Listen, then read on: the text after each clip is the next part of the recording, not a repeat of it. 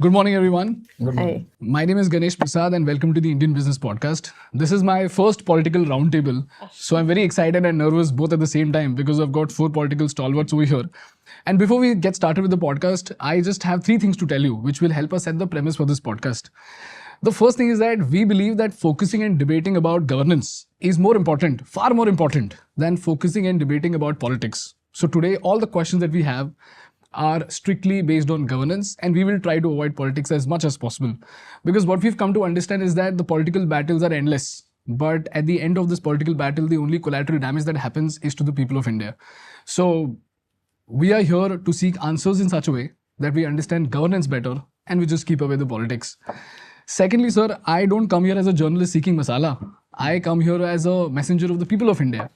And I'm seeking answers to understand the challenges that you face, because we know for a fact that governing the capital of India is no easy task. So sometimes I may sound like a skeptic, but that's not to pinpoint. That is to understand what are the challenges so that we can look forward to a better India more strategically than just through information that are quite misleading.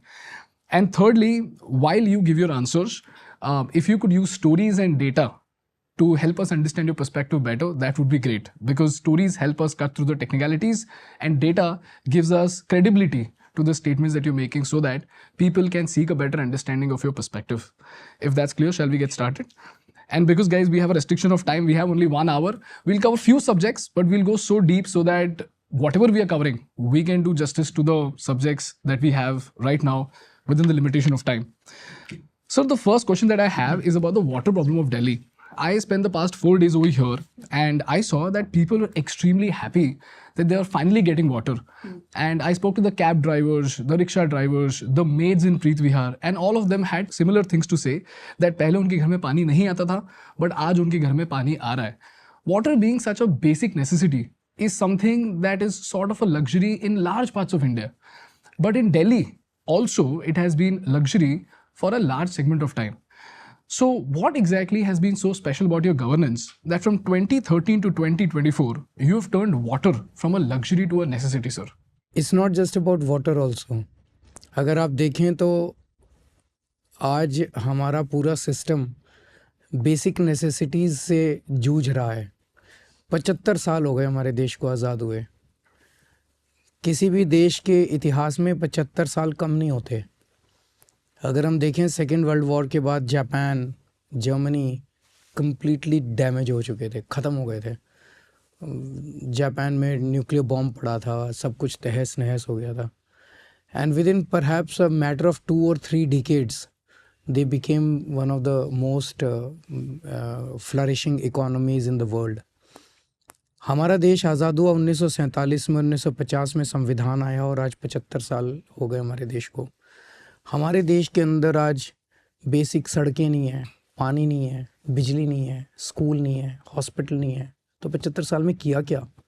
मैं ये नहीं कह रहा, I am not underestimating whatever has been achieved so far. काफ़ी कुछ हुआ भी है, पर काफ़ी कुछ नहीं हुआ है और बेसिक नेसेसिटीज़ नहीं हुई हैं. दुनिया पता नहीं कहाँ की कहाँ जा रही है इनोवेशन में, रिसर्च में. हम कहाँ रह गए? तो पानी की जो आपने बात की, जब हमारी सरकार बनी थी, मुश्किल से 40-50% दिल्ली में पानी पाइप्ड वाटर सप्लाई था. पाइप पहुंचते ही नहीं थे उनके घरों तक, तो वाटर टैंकर से पानी जाते थे. वाटर टैंकर से जब पानी जाते थे तो ऑब्वियसली बहुत बड़ा माफिया था वाटर टैंकर्स का. और पुरानी इमेजेस अगर आप उठा के नेट से देखेंगे तो एक वाटर टैंकर है, उसमें से मल्टीपल पाइप्स निकले हुए हैं. फिल्में भी बनी हैं इसके ऊपर. मेरे ख्याल से अभी एक फ़िल्म देखी थी, कौन सी थी वो, फुकरे 3 जो आई है, उसमें दिखा रहे हैं कि दिल्ली के वाटर टैंकर माफिया का दिखा रहे हैं, शायद वो उस ज़माने में. तो वो वाले पिक्चर्स होते. हमने पहला काम तो ये किया कि he was the water minister, now she is the water minister. Maybe they will throw more light on your questions, but I will just थोड़ा सा मैं पर्सपेक्टिव दे देता हूँ. हमने इतना किया कि हमने पानी की पाइपलाइन जगह जगह डालनी चालू की. That is a basic thing. तो लगभग 4000 किलोमीटर पानी की पाइपलाइन हम लोगों ने डाली है. अब ऑलमोस्ट 95-97% दिल्ली में पानी की पाइपलाइन पहुंच गई है. अभी भी 3-4% दिल्ली ऐसी है जहाँ पानी की पाइपलाइन नहीं है, वहाँ टैंकर से अभी भी जा रहा है। Because you'll meet some people will say tanker से पानी आता है, तो 3-4% अभी भी दिल्ली है जहाँ पानी के टैंकर से पानी जाता है। So this was the first challenge कि पानी सब जगह पहुँचे। Now Delhi is the capital city, और हमें इस कैपिटल सिटी को कैपिटल के लेवल पे ही लेके आना है। देश की एक तरह से गौरव है हमारा दिल्ली जो है। तो केवल पानी की पाइपलाइन पहुंचाना इम्पोर्टेंट नहीं है, 24 घंटे पानी आना चाहिए और साफ पानी आना चाहिए। अभी हर गली मोहल्ले, हर घर के अंदर जब आरओ लगे हुए हैं या फिल्टर लगे हुए हैं और उससे पानी पीते हैं लोग। इसकी ज़रूरत नहीं होनी चाहिए। सीधे जैसे यूरोपियन कंट्रीज़ में आप नल खोलो और पानी आता है और आप सीधे ग्लास भर के पानी पी सकते हो। दैट इज़ आवर एम कि वो अचीव करना है हम लोगों को। अभी इसकी शुरुआत हो गई। अभी मैं पिछले हफ्ते अबाउट अ वीक और 10 डेज़ बैक मैं राजेंद्र नगर विधानसभा में पांडव नगर एक कॉलोनी है, वहाँ पे मैं 24/7 प्योर वाटर सप्लाई की इनॉग्रेशन करके आया हूँ। So it has started, the pilot has succeeded. Now this will in the next 5 years this will spread all across Delhi, और लोगों को साफ़ पानी मिलेगा, 24 घंटे पानी मिलेगा। और अब ये पानी आएगा कहाँ से भाई? पॉपुलेशन तो 2.5 करोड़ है, तो जब टैंकर से पानी जाता था तो लोग पानी बहुत कम मिलता था लोगों को। लेकिन जब मैं कह रहा हूँ 24 घंटे पानी आएगा, नल से पानी आएगा, साफ़ पानी आएगा, तो ऑब्वियसली पानी आएगा कहाँ से? एडिशनल पानी तो चाहिए ना। तो वो पानी कहाँ से आएगा वो ये एक्सप्लेन करेगा। इसने पूरा, he is an architect, Satinder Jain, professional architect है ये, और इसने पूरा प्लान बनाया हुआ है। अभी दिल्ली में 1000, जब हमारी सरकार बनी थी 900 MGD पानी दिल्ली में आता था। ओके। ये 900 MGD पानी सालों सालों से आ रहा है, मतलब हमारे से भी पहले 900। पॉपुलेशन जो है वो बहुत बढ़ गई है, पानी की प्रोडक्शन और अवेलेबिलिटी नहीं बढ़ी है। तो पॉपुलेशन बढ़ गई है तो पानी की डिमांड भी बढ़ गई है, तो पानी आएगा कहाँ से? तो हमने ग्राउंड वाटर करके 900 को 1000 तक तो ले आए हैं पिछले 10 साल में, बट दैट्स नॉट सफिशिएंट।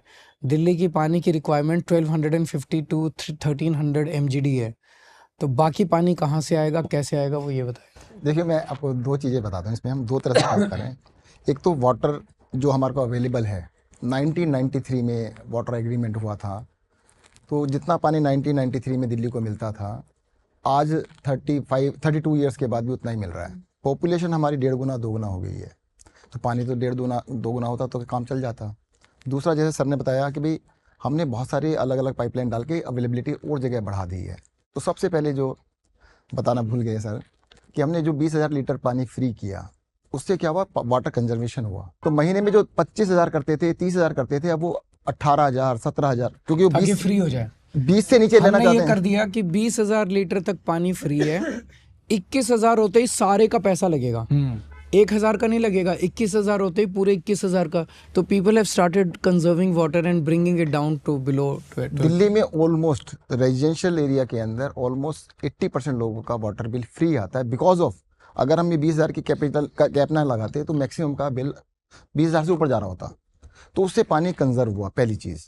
दूसरा क्या था कि सर ने जो बताया 900 MGD की सप्लाई थी, वो मैक्सिमम थी, वो रेगुलरली नहीं थी। रेगुलरली 800, 820, 850 तक जाता था। 850 से ऊपर नहीं जाती थी, कभी कभी 900 जा सकती थी, बट कभी भी 850, 855 से ज़्यादा गई नहीं।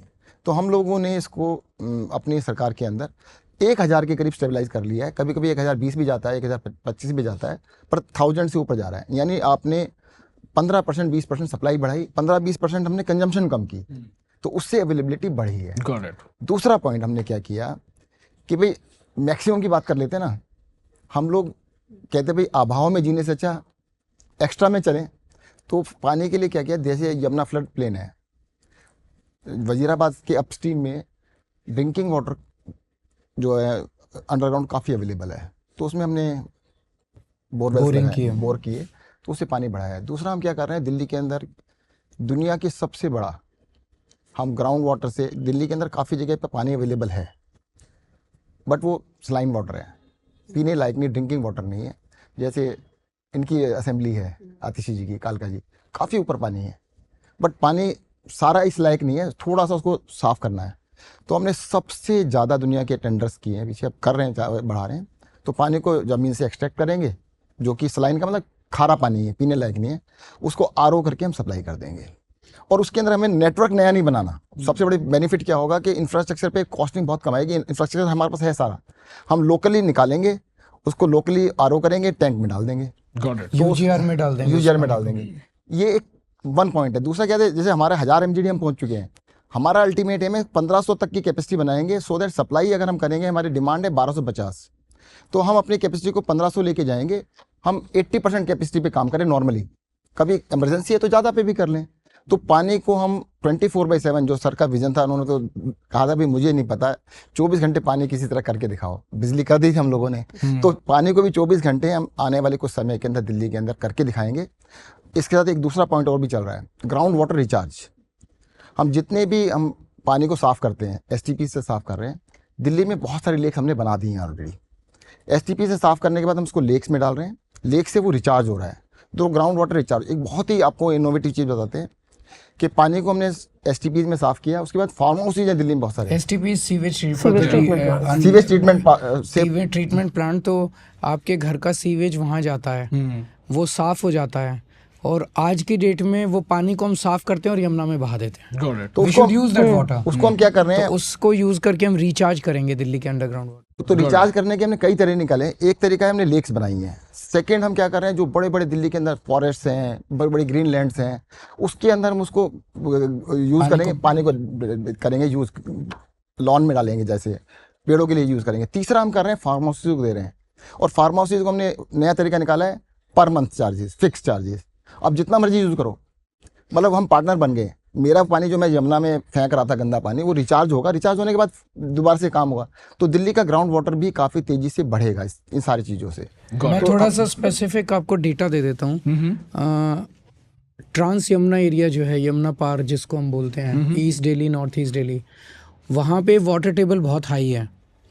आप वहाँ पे खोदो 3-4 फुट और आपको पानी निकल आता है। बेसमेंट्स बनाने मुश्किल है वहाँ पे, बिकॉज बेसमेंट बनाते ही पानी निकल आता है। तो एक तरफ तो हम पानी पे बैठे हुए हैं, और दूसरी तरफ पानी की किल्लत है। वहाँ की दिक्कत यह है कि वहाँ अमोनिया बहुत ज़्यादा है ट्रांस यमुना एरिया में, करेक्ट, पानी में।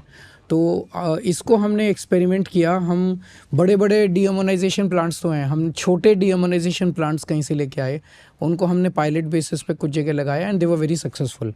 वो डीअमोनाइजेशन के बाद जो पानी निकल के आया वो पीने लायक था, मैं खुद पी के आया, साफ़ पानी था। ओके।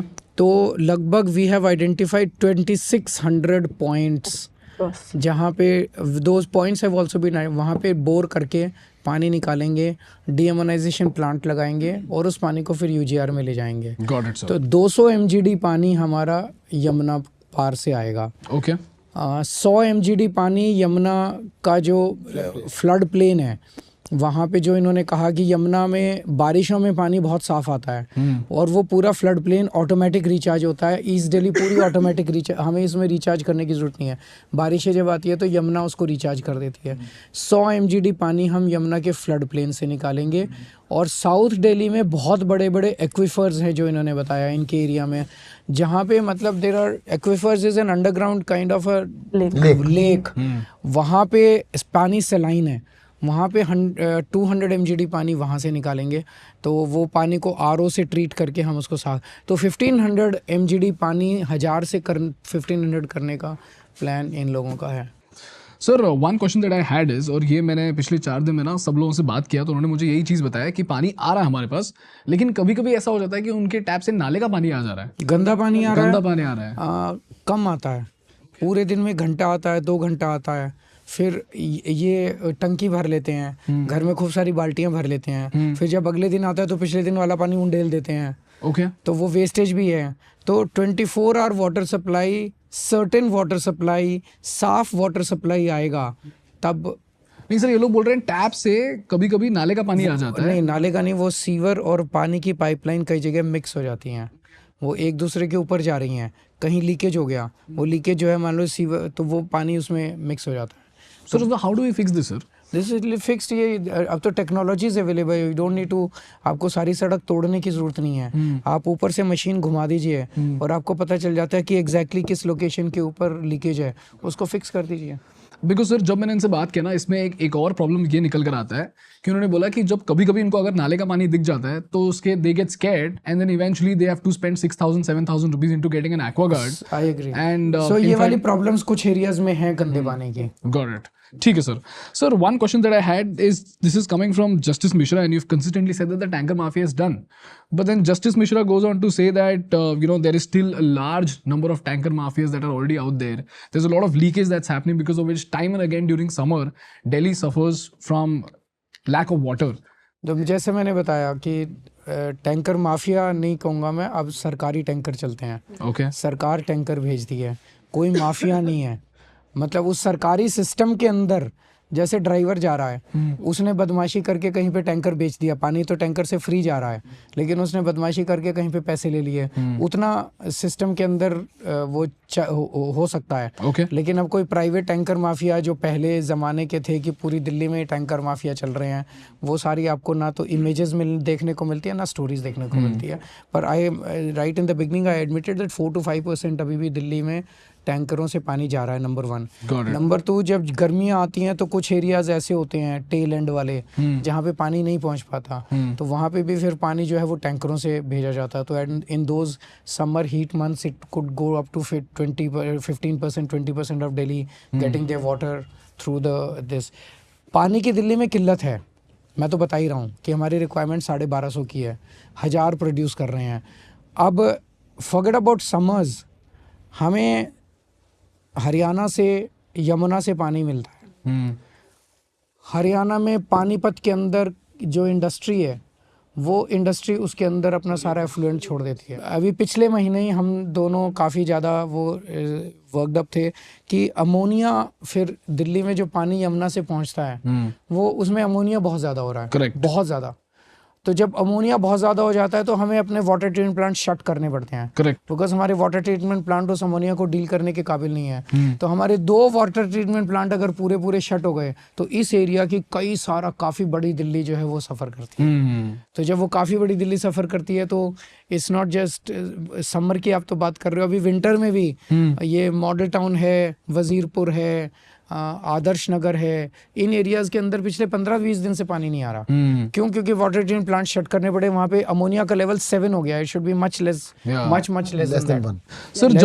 सर जब भी ये जो अमोनिया या किसी चीज का इशू आता है ना सर, यहाँ पे there is always a tussle that we see between BJP and Aam Aadmi party. क्योंकि यहाँ पे मैं बस पढ़ रहा था, Saurabh Bhardwaj said that BJP led Haryana government is responsible for this, just like you said. But then when the BJP leaders were asked for it, they said this is false and misleading. Sir, the one question that I had is, now this is a procedural issue. नहीं, ये तो fact है. Wazirabad plant बंद पड़ा है ammonia की वजह से. अब मीडिया में जो मर्जी बाइट देते रहो. मीडिया की मजबूरी है कि उनको उनकी बाइट्स दिखानी पड़ती है. Got it. सर, तो इसका लॉन्ग टर्म सोल्यूशन क्या है? Because I was speaking to Nirmala ma'am also, she said the same thing that when it comes to politics and governance, it can't be disruptive between the state and the centre, it can't be disruptive between the state and the state. There has to be progressive coordination. But time and again the same thing happens. There is a Kaveri dispute that's happening between Tamil Nadu and Karnataka. Here we have this dispute which is happening between Haryana and Delhi for water problems. And like I said, in this politics, the collateral damage happens to the people of India. So what is the system? How do we fix the system which will not result into this clash? Because after all, we're governing the same people of India. So at the end of the day, it's politics that is guiding everything. Okay. तो politics की वजह से ये सारे disputes हैं. Okay. तो but मैं बाकी देश के डिस्प्यूट्स में तो नहीं जा सकता. I can't give a solution to Kaveri dispute. But Delhi के बारे में कह सकता हूँ that whereas on one hand we will keep on trying to get our adequate share of Delhi's waters from other states. We will seek a review of the earlier agreements based on the rise in Delhi's population. However, we will not solely depend on that. हम जो मैंने अभी आपको plan बताया कि 500 MGD पानी हम अपने दिल्ली के ग्राउंड वाटर से हम तैयार कर लेंगे, वो पूरा प्लान हमारे पास है. Got it. तो साथ साथ ये भी करेंगे, ग्राउंड वाटर से भी करेंगे, और we will also seek a review of the earlier agreement. Sir, but is there a strategic way to go about it? Like you can be persistent, you can insist, you can sit on protest, but that slows down the process, right? What's the long-term solution to this? Solution बता दिया ना बता दिया ना, हम अपने आप कर रहे हैं, हम अपने आप करेंगे वो हमें We कुछ will नहीं not देंगे। depend- हाँ, सर ने क्या कहा है वो कुछ भी नहीं देंगे, मान के चलो, वो जो भी देंगे बोनस है अच्छा, आप bonus assume है। करके चल रहे हो कि कुछ भी कुछ नहीं नहीं देंगे मिलेगा। हमारे। ये वो देख लेंगे तो फिर ये कोर्ट में ले जाके कहेंगे इनको जरूरत ही नहीं है। तो मैं ये भी नहीं कहूँगा अच्छा, ठीक है। मैं ये भी नहीं कहूँगा, दिल्ली के लोगों को उनके हक का पानी मिलना चाहिए, लेकिन हम वो कब देंगे कैसे देंगे हमें नहीं पता। Got it. तो तब तक हम दिल्ली के लोगों को सफ़र नहीं होने देंगे। Hi guys, thank you so much for watching the Indian Business Podcast. If you find value in our work, please hit that subscribe button, because for you it might be a zero effort task, but for us that subscriber count is an important instrument to get great guests to our podcast and to make this podcast better for you. So if you find value, please subscribe.